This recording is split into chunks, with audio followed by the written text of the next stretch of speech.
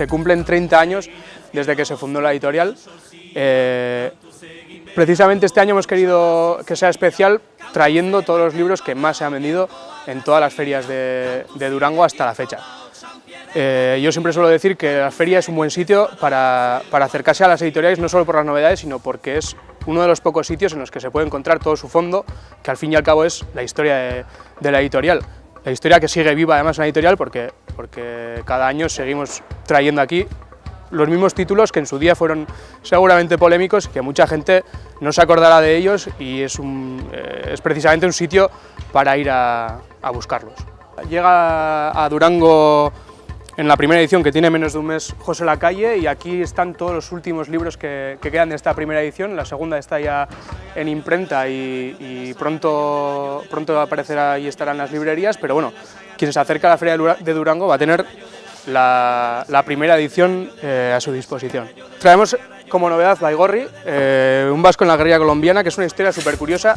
que cualquier militante vasco, cualquier internacionalista vasco tiene que conocer.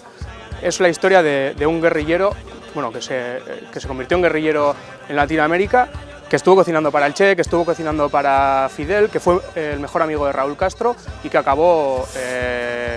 muerto acribillado en la selva colombiana. Consejo de guerra que, resumiendo mucho, es la segunda parte de Navarra en 1936, de la Esperanza del Terror, que precisamente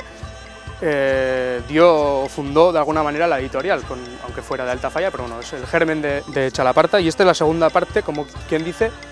porque es la primera vez, viene a completar la primera parte, porque es la primera vez que alguien entra en los archivos militares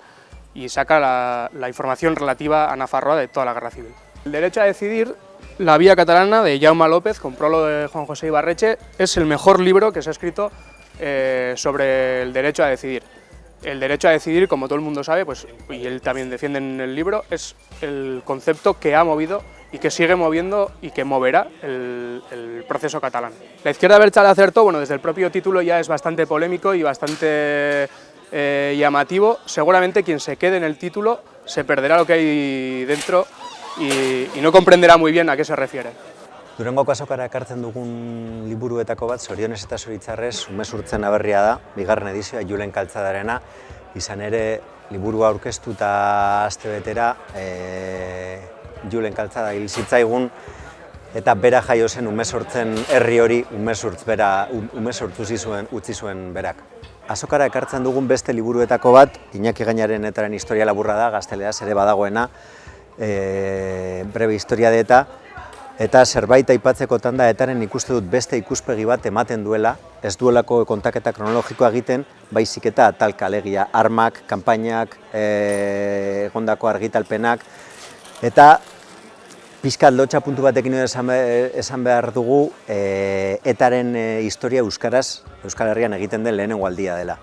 Durangoko azokara ekartzen dugun beste literatura arloko nobedaetako bat Azeri dantza da, Mila Salterainek idatzitako novela da, eta Durangon egoteko oso novela proposa da, izan ere 1512ko Nafarroan, Gaztelak Nafarroa erasotzen duen bitarte horretan kokatuta baldin badago ere, historiaren atzeko parteak nolabait Durangoko heresiak osatzen duelako. Eta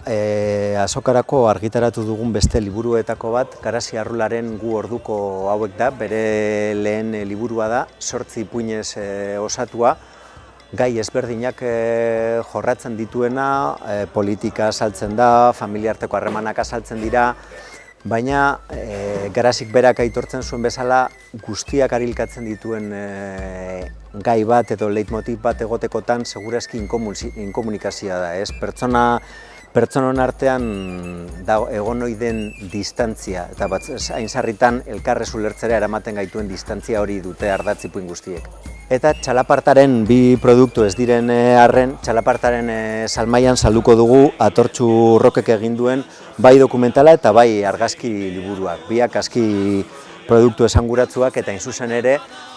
aurtengo Durangoko azoka Parisko manifarekin bat egiten duen honetan eta presoak Euskal Herriatzeko eta haien eskubideak defendatzeko hain aste importante denean, txalapartarentzat ohore bat da honelako bi produktu eukitzea, ez? Eta atortxurrokeko lagunek esaten duten bezala, elkarrekin edozer dugu posible eta baita euskal presoak etxeratzea izango dugu posible. Aurten ere aurren txokoa daukagu Durangon, betiko liburuak ekarri ditugu, nola ez kokoriko gehien saltzen dena, eta aurten nobedadeak daukagu munduko zoparik onena,